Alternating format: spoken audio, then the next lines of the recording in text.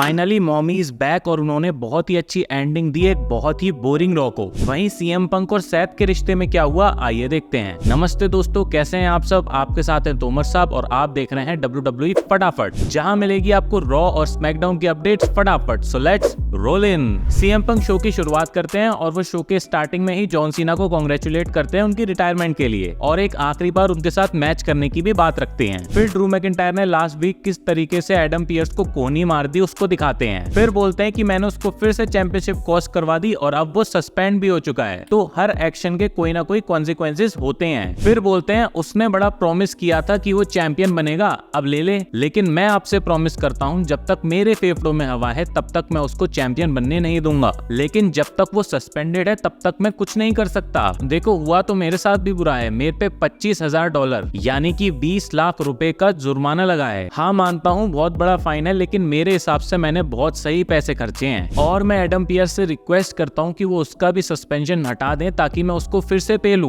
फर्क नहीं पड़ता मैं उसको कहाँ पे लूंगा, रिंग में पे लूंगा, पार्किंग लॉट में पे लूंगा, पीछे वो सस्ती टिकट वाली सीटों पे ले जाके पे लूंगा, कहीं भी पे दूंगा, लेकिन मुझे ड्रू मैकिंटायर चाहिए ही चाहिए। एडम पियर्स उसका सस्पेंशन हटा जल्दी। तभी एडम पियर्स बाल और दाढ़ी लगा के आ जाते हैं, आई मीन सेथ रॉलिंस आ जाते हैं। वहीं सीएम पंक कमेंट्री टेबल पे बैठ जाते हैं कि भाई अभी ये बहुत देर तक वो वाह करेगा, तब तक हम लोग बात कर लेते हैं। वहीं सेथ रॉलिंस को ये देख के बड़ा गुस्सा आ रहा होता है। तभी सेथ बोलते हैं कि लो अब तुमको साइड में बैठना है, मगर मुझे पता है तुझे कितनी स्पॉटलाइट पसंद है, तो रिंग के अंदर आजा भाई, या फिर तेरे को डर लग रहा है कि मैं अभी तेरे को पटक के पेल दूंगा। तू बहुत बोल रहा है हर एक्शन के कॉन्सिक्वेंसेस होते हैं, लेकिन क्या ये तेरे पे अप्लाई नहीं होता? कल बहुत कुछ हुआ, रेफरी ने मिस्टेक करी, चल समझ आता है ह्यूमन मिस्टेक है। ड्रू मैकिंटायर ने कैश इन किया, ऑब्वियसली करेगा भाई, ब्रीफ केस है उसके पास। लेकिन मैंने तुझे सिर्फ एक ही चीज बोली थी कि कभी भी मेरे काम में टांग मत अड़ाना, मगर पता नहीं क्यों तू मेरे काम में टांग अड़ाने आ गया। सीएम पंक बोलते हैं मैं तेरे काम में टांग अड़ाने नहीं आया था भाई, मैं अपना बदला लेने आया था। मेरे साथ पर्सनल लेवल पे उसकी प्रॉब्लम चल रही है, तू भी तो एक पति है, तू भी तो एक डैड है, तेरे को नहीं समझ आ रही मेरी फीलिंग। उसने मेरा एक पर्सनल सामान ले रखा है जिसपे मेरी बीवी और मेरे डॉग का नाम लिखा है। तेरे लिए वो 15 सेंट की चीज होगी, लेकिन मेरे लिए बहुत इमोशनल चीज है और उसका बदला मैं लेके रहूंगा। तेरे साथ मेरा कुछ भी नहीं है भाई, और मैं समझ रहा हूँ मैंने तेरा बहुत गलत कर दिया, और तेरे को मैं आई एम सॉरी बोल दूं, इतना भी ज्यादा कुछ बुरा नहीं किया मैंने। वही सेथ बोलते हैं हाँ, मुझे पता था कि तू सॉरी नहीं मांगेगा, क्योंकि तेरी तो कभी गलती होती नहीं है ना। तेरे को लगता है तू बहुत स्मार्ट है और तेरे को सब पता है, लेकिन रियलिटी ये है कि तू इतना बड़ा बेवकूफ है कि तेरे को लगता है तू स्मार्ट है। और तुझे ये भी समझ जाना चाहिए कि ये पूरी दुनिया तेरे चक्कर नहीं लगाती। अभी तो मैं तेरे को कुछ कर नहीं सकता क्योंकि तेरी नरम सी ये बॉडी कुछ ले नहीं पाएगी, लेकिन जैसे ही तू मेडिकली क्लियर होगा मैं तेरे को फिर से तोड़ के तेरी ही तिजोरी में वापस बिठा दूंगा। और हाँ, क्या बोल रहा था तू?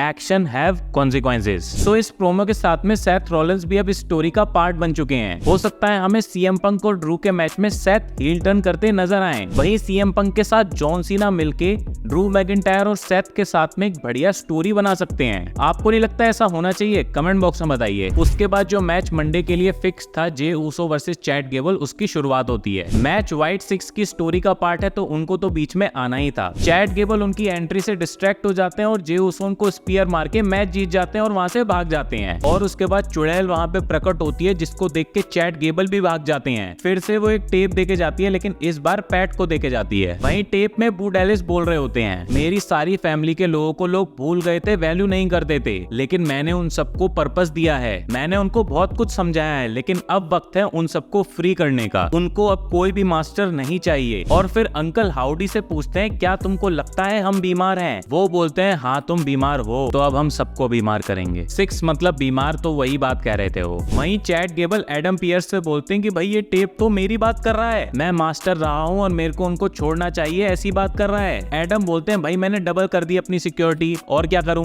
अब तू ही उससे जाके पूछ ले उसको चाहिए क्या। चैट वहां से जाते हैं और एडम पियर्स जैसे ही अपना गेट ओपन करते हैं वहां पे बू डेलिस बैठे नजर आते हैं। अब एडम पियर्स का क्या होने वाला है भगवान ही जानता है। वहीं शेमस और ब्रॉन्सन रीड की भी कहासुनी हो जाती है। फिर ब्रॉन्सन का मैच शेमस उसके farmer team partner PAT done के साथ होता है। ब्रॉन्सन रीड उस मैच को जीत के पैट डन को पेलने की कोशिश करते हैं, लेकिन अचानक वहाँ पे शेमस उनकी मदद करने के लिए आ जाते हैं। लेकिन पैट अपना पास नहीं भूलते और कोई दोस्ती उनसे करना नहीं चाहते और वहाँ से चले जाते हैं। इस स्टोरी लाइन को जबरदस्ती क्यों दिखा रहे हो भाई? बेचारे शेमस को कैसी कैसी स्टोरी लाइन में डाला जा रहा है, मैं क्या ही बताऊं। बंदे में वर्ल्ड टाइटल की स्टोरीज में रहने का दम है और उसको पता नहीं कहां बच्चों के साथ में भेज दिया है। वहीं shockingly money in the bank के अंदर विनर बने सैमी ज़ेन भी रिंग के अंदर आ जाते हैं। सैमी बोलते हैं मैच से पहले मैं सबको अंडरडॉग लग रहा था, किसी को नहीं लग रहा था कि मैं जीतूंगा, लेकिन मैं अब कोई अंडरडॉग नहीं रहा। मैंने अब बता दिया है कि मैं चैंपियन हूँ। मैं इस कंपनी में सालों से मेहनत कर रहा हूँ। मैं नॉक हो जाऊं अलग बात है, लेकिन मैं कभी वापस खड़ा ही ना हूँ वो बिल्कुल गलत बात है। वहीं ब्रॉन ब्रेकर वहाँ पे आ जाते हैं। सैमी बोलते हैं क्या हुआ भाई, क्या चाहिए तुझे?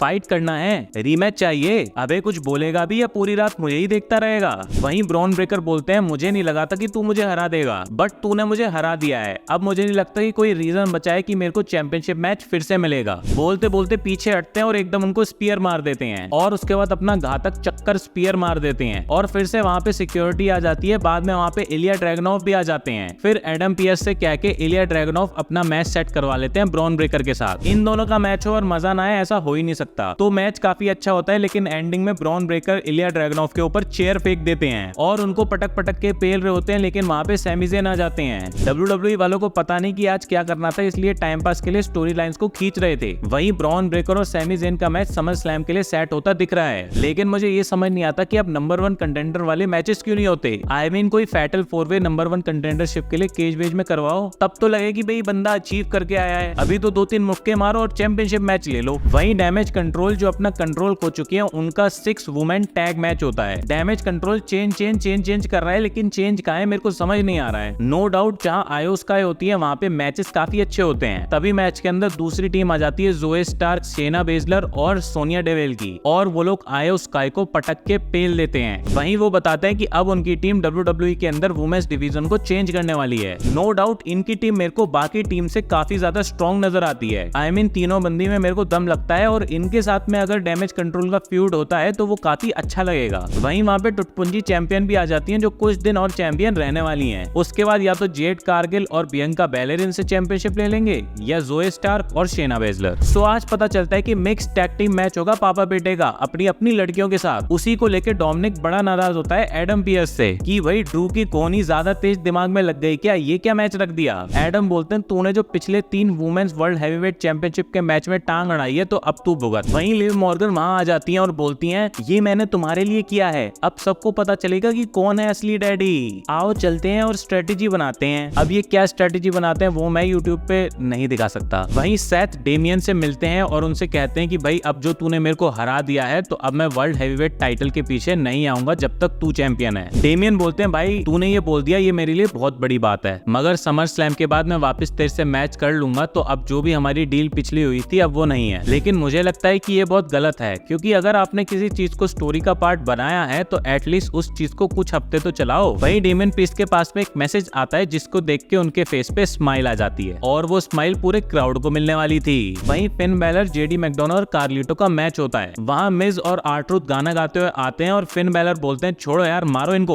फिर समहाउ जजमेंट डे उस मैच को जीत जाती हैं। वहीं जजमेंट डे के क्लब हाउस में डोमिनिक को लिव मॉर्गन रिलैक्स कर रही होती हैं और कुछ उनके बीच में स्टार्ट होता उससे पहले ही बाकी के लौंडे झांकने लग जाते कि ये हम भी देखेंगे। लेकिन डेमियन प्रीस्ट बड़ा ही सख्त लौंडा है तो वो वहाँ पे उनको रोक देता है और बोलते हैं कि भाई क्या कर रहे हो तुम लोग। डोमिनिक भाई इतना भी हार्ड नहीं है इससे पीछा छुड़ाना। और वहीं कार्लिटो बोल देते हैं हाँ भाई हार्ड तो हो रखा है ये। वहीं डेमियन प्रीस्ट फिर से वो सीक्रेट बताने की कोशिश करते हैं, लेकिन फिर बोलते हैं कि चलो डोमिनिक को अब रिंग में ही पता चलेगा कि क्या होने वाला है। फिर इनका मिक्स टैग मैच स्टार्ट होता है। ज़ेलिना वेगा चप्पल लेके क्यों आई थी वो मेरे को अभी तक समझ नहीं आया। मैच को बहुत ही लंबा करवाया WWE ने, क्योंकि उनके पास आज ज्यादा कुछ था नहीं। कुछ बेकार के डिस्ट्रैक्शन की वजह से लिव मॉर्गन रे मिस्टीरियो के बॉल्स तोड़ देती हैं और फिर डोमिनिक फ्रॉग स्प्लैश मार के अपने फादर को पहली बार हरा देता है। इसी खुशी में डोमिनिक इतना खुश हो जाता है कि वो रिंग के अंदर ही समा बांधने लगता है, लेकिन उसको क्या पता था कि जहां वो समा बांधने आया है वहां पे उसकी शामत आने वाली है। तभी फाइनली रिया रिप्ली वहां पे रिटर्न करती हैं। लिव मॉर्गन तो वहां से 9-11 हो जाती हैं, लेकिन डोमिनिक बेचारा मुंह नीचे करके खड़ा होता है। फिर रिया को हक करने की कोशिश करता है, लेकिन रिया कहती है चल निकल। अब देखने में एक्साइटमेंट बढ़ेगी कि रिया रिप्ली किस तरीके से जजमेंट डे की क्लास लेती हैं और अपना टाइटल लिव मॉर्गन से वापस लेती हैं। है। इस 0 स्टार वाली रॉ को रिया रिप्ली के रिटर्न ने बहुत ही अच्छा बना दिया। वहीं नेक्स्ट मंडे को गुंथर एड्रेस करेंगे डेमियन प्रीस्ट को